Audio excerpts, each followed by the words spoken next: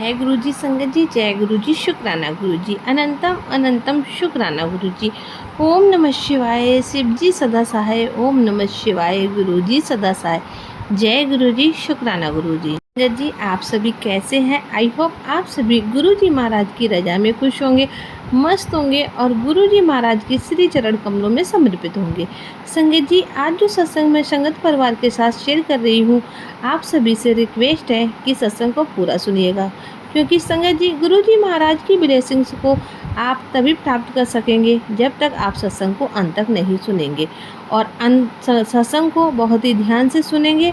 सत्संग को बीच में नहीं छोड़ेंगे, क्योंकि संगत जी, सत्संग सुनाने वाले और सत्संग सुनने वाले दोनों का ही गुरु जी महाराज ज़्यादा से ज़्यादा कल्याण करते हैं।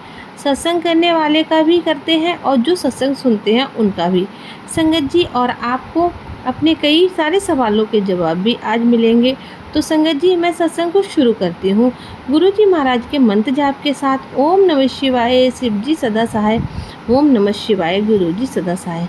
जय गुरु जी, शुक्राना गुरु जी। संगत जी, ये मेरा पहला सत्संग है और मुझे संगत जी कुछ बोलना भी नहीं आता है और मैं बहुत डरी हुई घबराई हुई हूँ, क्योंकि ये मेरा पहला शुक्राना सत्संग है और मैं अपना नाम अभी नहीं बता सकती हूँ। बस मैं आपको इतना बताऊंगी कि मैं चंडीगढ़ से बोल रही हूँ। संगत जी, मैं गुरुजी महाराज से 2020 से मेरे गुरुजी महाराज संगत जी, मुझे उनके बारे में थोड़ा बहुत पता चला, लेकिन ज़्यादा नहीं। लेकिन मेरा कनेक्शन गुरुजी महाराज से बिल्कुल नहीं बना। गुरुजी, क्योंकि संगत जी, गुरुजी सरदार लोग हैं, तो संगत जी विश्वास नहीं मैं बना पाई। उसके लिए मैं गुरुजी महाराज से तहे दिल से माफ़ी मांगना चाहूँगी। संगत जी, 2024 मार्च से मेरा गुरुजी महाराज के साथ ऑटोमेटिक एक कनेक्शन सा बनने लगा। जैसे मैं मेरा एंड्रॉइड टीवी या मैं एलईडी ऑन करती तो संगत जी गुरुजी महाराज का सत्संग आता, तो मैं संगत जी उस सत्संग को सुनती और मुझे बहुत ही सुकून मिलता। और बड़े टाइम से मेरे खूब मैसेज आ रहे थे कि तू शुक्राना कर, शुक्राना कर, कुड़िए तू शुक्राना कर, तो शुक्राना नहीं करती है, इसी वजह से बहुत परेशान है। संगत जी, मेरा ये शुक्राना सत्संग है। मेरा गुरुजी महाराज के साथ कनेक्शन डे बाई डे बहुत ही स्ट्रॉन्ग होता जा रहा था, लेकिन संगत जी, मेरे हस्बैंड बहुत ज़्यादा एक्सट्रीम प्रॉब्लम्स मेरे हस्बैंड में चल रही थी। मेरे हस्बैंड से 10 महीनों से मैं अलग हूँ और अगर मैं कहूँ तो कि मैं बहुत मेजर इशू नहीं है, बट मेजर इशूज कोई भी नहीं है, लेकिन उनके गुस्से ने, उनके ऑफ टॉकिंग ने, उनको अब्यूजिंग लैंग्वेज ने संगत जी हमको एक दूसरे से दूर कर रखा है। मेरी बेटी है, मेरी बेटी के साथ भी संगत जी बहुत ही मिसबिहेव करते हैं और गुस्से में बहुत ज़्यादा उसे गलत बोलते हैं और उसे मारने पीटने लग जाते हैं और उसे गालियाँ भी देते हैं। संगत जी, एक मेरा छोटा सा बेटा है, बेटी मेरी बड़ी है और बेटा छोटा। मतलब ये चलो, मेरी शादी को संगत जी 19 साल हो गए हैं। पहला भी संगत जी ऐसे ही होता था, गुस्से में बहुत कुछ बोल देते थे, लेकिन संगत जी एक लिमिटेशन उन्होंने रखी हुई थी, बट किसी के सामने इतना नहीं बोलते थे। लेकिन संगत जी स्लोली अभी भी किसी के सामने भी संगत जी कुछ भी बोल देते हैं और गालियाँ की तो आप पूछिए मत, कहीं भी गाली गलौज करना स्टार्ट कर देते थे। और संगत जी, मेरे पे इल्ज़ाम भी बहुत ही झूठे और बेबुनियाद इल्ज़ाम भी हुए, लगाने से पहले सोचते नहीं थे। इतनी गलत लैंग्वेज संगत जी, हम हस्बैंड वाइफ का पर्सनल रिलेशनशिप कितनी बारी वह डिस्क्लोज करना बहुत ज़्यादा उन्हें ठीक लगता था। संगत जी, मेरे हस्बैंड अंकल को मैं कहूँ कि मेरे साथ बहुत ज़्यादा वह गलत हो चुके थे, लेकिन गुरुजी हमेशा मेरे को मैसेज दिया कि तेरे पर कोई ब्लैक मैजिक है, तेरी पूरी फैमिली पर ब्लैक मैजिक है। और उन्होंने मेरे को बहुत बारी ये कहा कि तेरे घर में कोई लाल धागे पड़े हैं, उन्हें निकाल। मैंने लाल धागे तो मैंने बहुत निकाले और उसके साथ मेरे को बहुत सारा सामान भी संगत जी मिला। मेरे पापा के अलमारी में गोदरेज की एक उनकी अलमीरा है, तो उसमें एक ताबीज़ भी मिला और मैंने अपने पापा से पूछा कि आपने तो नहीं कहीं कुछ हमारे खुश सुख और शांति के लिए किसी से कुछ करवा दिया हो। तो संगत जी वो बोलते हैं मुझे कुछ याद नहीं है, मैंने बहुत सारा सामान था जो मैंने पानी में उसे विसर्जित कर दिया है। मेरी नानी की फ़ोटो मेरे घर में पड़ी थी, मेरे नाना जी, और जैसे मैं अपने पापा के घर ही रहती हूँ, मतलब मेरे हस्बैंड जो है वह घर जमाई ही रह रहे हैं।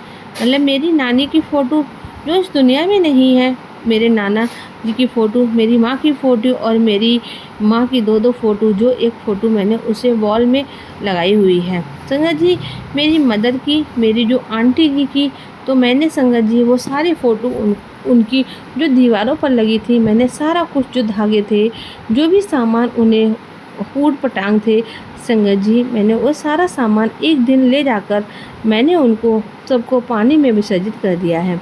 और संगत जी उन सारी चीज़ों को जब मैंने विसर्जित कर दिया तो फिर मैं घर आई तो संगत जी उस दिन मुझे बहुत ही हल्का फील हुआ। लगता था जैसे कि मेरे सर से कितना बड़ा बोझ हट गया है। संगत जी मुझे कुछ भी समझ में नहीं आ रहा था, और उसके बाद बार बार ये मैसेज आ रहे थे कि बेटी ब्लैक मैजिक है, ब्लैक मैजिक है। संगत जी 31 मई को गुरुजी महाराज का महासमाधि दिवस होता है, तो मैंने गुरुजी महाराज को बोला कि मेरे को 31 मई से पहले प्लीज़ आप मेरे घर आ जाओ, मेरे को आपका स्वरूप दिलवा दो गुरुजी प्लीज़। मैंने गुरुजी महाराज से रिक्वेस्ट करी कि आप प्लीज़ मेरे घर आ जाओ 31 मई से पहले, और मुझे आपका एक स्वरूप भी चाहिए। संगत जी मैं एक दिन अपनी बेटी के साथ मार्केट गई, ऐसे ही कुछ खाने पीने का, तो हमारे यहाँ एक शॉप है मुरली वाला करके, तो मैंने वहाँ से जाकर कुछ बिस्किट्स लेने थे, तो मैं वहाँ पर गई और मेरे को कुछ ऐसा ही हुआ। तो मैंने उन अंकल से पूछा, अंदर से मेरी आवाज़ आई, क्योंकि उनकी दुकान पर बहुत बड़ा स्वरूप लगा था गुरुजी महाराज का। उन्हीं के थ्रू मैंने एक ग्रुप भी ज्वाइन की हुई थी। जब मैं उनके पास गई तो मैंने उनसे पूछा कि आपके पास कोई गुरुजी का स्वरूप है? तो मेरे को बहुत ज़्यादा बड़ा नहीं, मुझे पॉकेट स्वरूप चाहिए।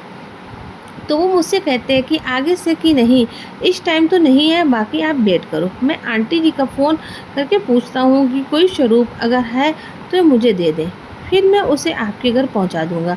संगत जी उन्होंने मेरे सामने उनको फ़ोन किया तो उन्होंने कहा हाँ मेरे पास एक पॉकेट स्वरूप पड़ा हुआ है। अब मैंने पॉकेट स्वरूप ही भी मांगा तो उन्होंने कहा पॉकेट स्वरूप ही मेरे पास पड़ा है, और मुझे संगत जी मुझसे कहते हैं कि फिर आइएगा और लेते जाइएगा। तो संगत जी उनके पास ही कोई एक बंदा बैठा हुआ था, तो उनके शायद घर का ही कोई मेंबर रहा होगा, संगत जी मैं नहीं जानती। तो वह कहने लगा कि कोई बात नहीं है, मैं इनको अभी लाकर दे देता हूँ। संगत जी मैं बहुत हैरान हुई, और वह जाकर मेरे को वो गए और उसी टाइम घर में जाकर मेरे लिए एक पॉकेट स्वरूप लेकर आए।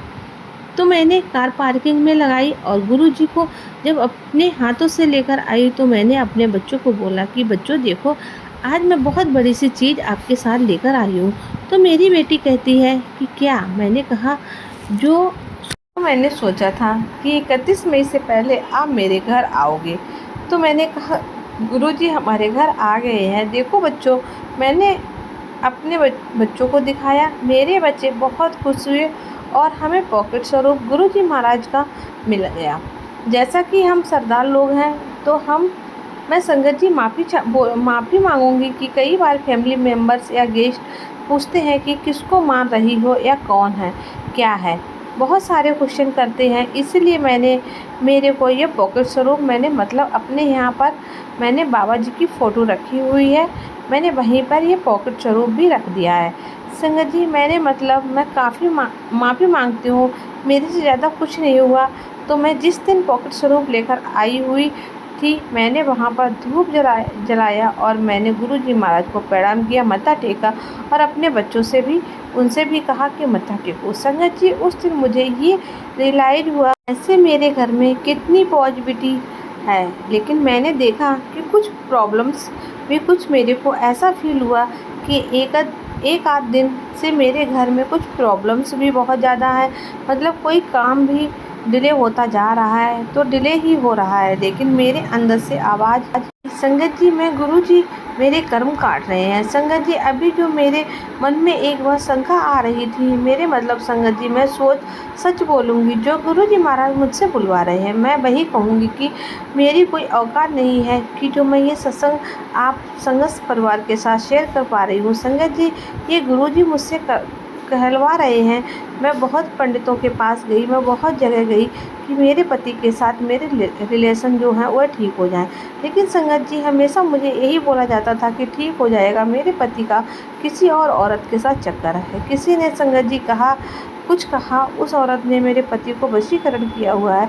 किसी ने तेरे घर पर कुछ खास बंदों ने भी कुछ किया हुआ है। संगत जी, ऐसा होता है कि मतलब आप सब कुछ जो बर्दाश्त कर लेते हैं, बट संगत जी, एक औरत के लिए अगर आपका पति उसे धोखा दे दे आपको, तो ये एक औरत ये चीज़ बर्दाश्त बिल्कुल नहीं कर सकती है।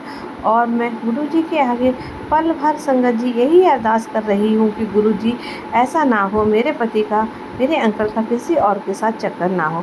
संगत जी, कल मैं ऐसे बैठी थी तो मैंने रात को एक सत्संग सुना। संगत जी, आंटी जी अपने बारे में सारा कुछ बता रही थी कि मैं गुरुजी के साथ कैसे जुड़ी, कैसे मेरा कनेक्शन बढ़ा। और बीच में उन्होंने कहा कि गुरुजी ने उनको कहा कि आपके अपनों ने आपके ऊपर बहुत कुछ किया हुआ है।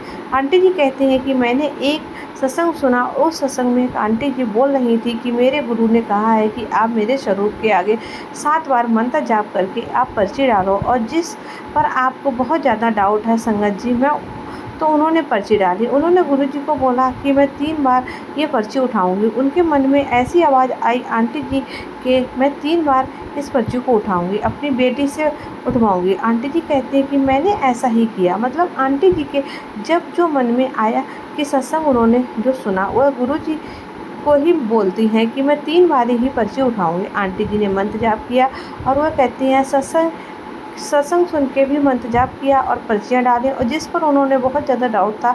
और संगत जी, गुरुजी को अपनी तरफ से बोला कि मैं 3 बार पर्चियाँ उठाऊंगी, और कहती हैं 3 बार संगत जी वो सेम नाम निकले, जिसको मतलब वो देखकर बहुत ही हैरान हो गई कि इतना क्लोज रिलेशनशिप। और मैंने वो गुरुजी को बार बार बोल रही थी कि आप मेरे को सपने में उनके चेहरे को दिखाओ। संगत जी, सपने में उनके चेहरे को दिखाओ। उन्होंने मेरा घर बर्बाद किया है, मेरी गृहस्थी को बर्बाद किया है, लेकिन मेरे को कोई संगत जी ऐसा सपना नहीं आया। संगत जी, मैंने जब ये सत्संग सुना तो उसमें आंटी जी ने पर्चियाँ डालने को बोला, तो मेरे माइंड में भी ये आया कि मैं गुरुजी महाराज से मैंने भी अरदास की। मैंने भी गुरुजी से कहा कि मैं भी ऐसी पर्चियाँ डालूँगी आपके स्वरूप के सामने, और अपनी बेटियों से पर्चियों को उठवाऊँगी। जी, मैंने भी 7 बार मंत्र जाप किया, और मुझे जिस दिन बहुत ज़्यादा डाउट था तो मैंने भी अल के नाम लिखे, और मेरे सामने संगत जी जो नाम आया, मैं देखकर हैरान हो गई। मेरे भी पैरों के नीचे से ज़मीन खिसक गई।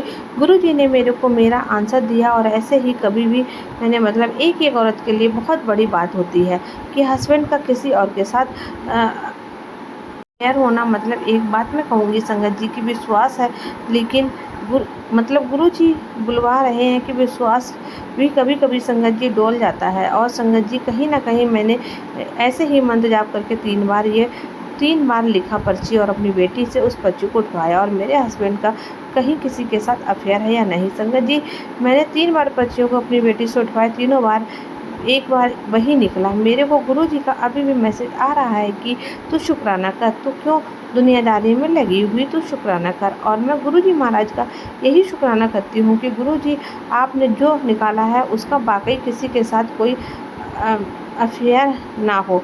संगत जी, कोई फ्रेंड या गर्लफ्रेंड जो होता है ना हो, क्योंकि संगत जी एक औरत के लिए बहुत बड़ी मुश्किल होती है।